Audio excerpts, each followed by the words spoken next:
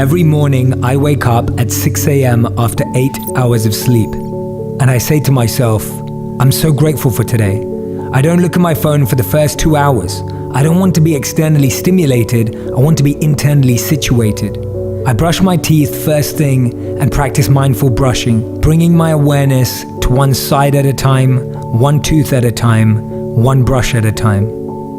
So I always want to start my day with gratitude. Now, gratitude isn't just some fluffy concept. It's actually been proven by science to reduce physical aches and pains. So it's great for your physical health, but even more than that, gratitude is incredible for our psychological and mental health. It removes these toxic emotions of envy, of resentment, of bitterness, and actually has been shown to increase happiness and decrease depression. So you want to start your day with gratitude. You want to make your first thought a grateful thought so that then you can be grateful throughout the rest of the day.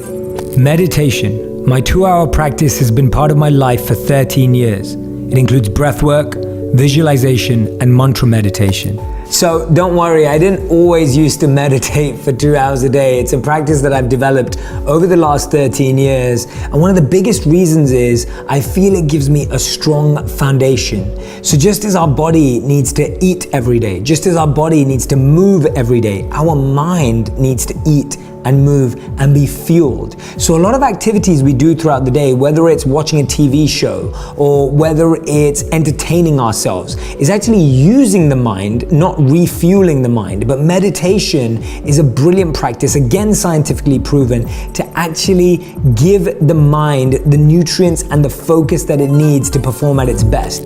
I then usually step outside to get some fresh air. I eat some porridge or oatmeal, and I eat the same thing every day so that my system is familiar and focused. I then step outside to look into the distance. It's good for our eyesight because we're usually looking at our phones so close every day. You got me there. So this is how most of us spend our days, looking at a nearby object. Our phone screens is what we're glued to every single moment. That's why getting outdoors and looking into the distance for 5 to 10 minutes a day actually improves our eyesight.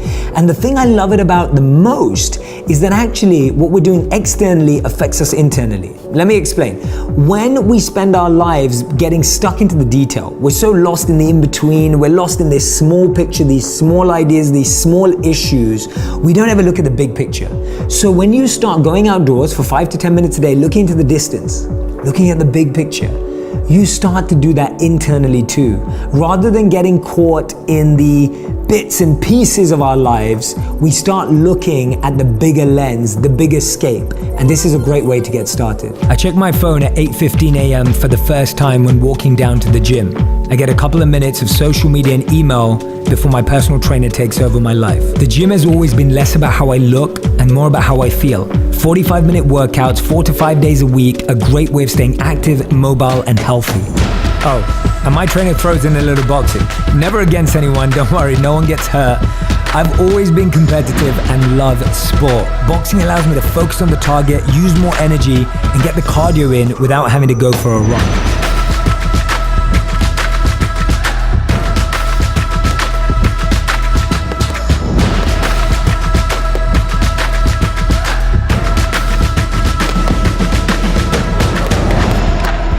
And that's how I get set for the day, 5 days a week. And in the words of Muhammad Ali, that's how I don't count the days, but make the days count.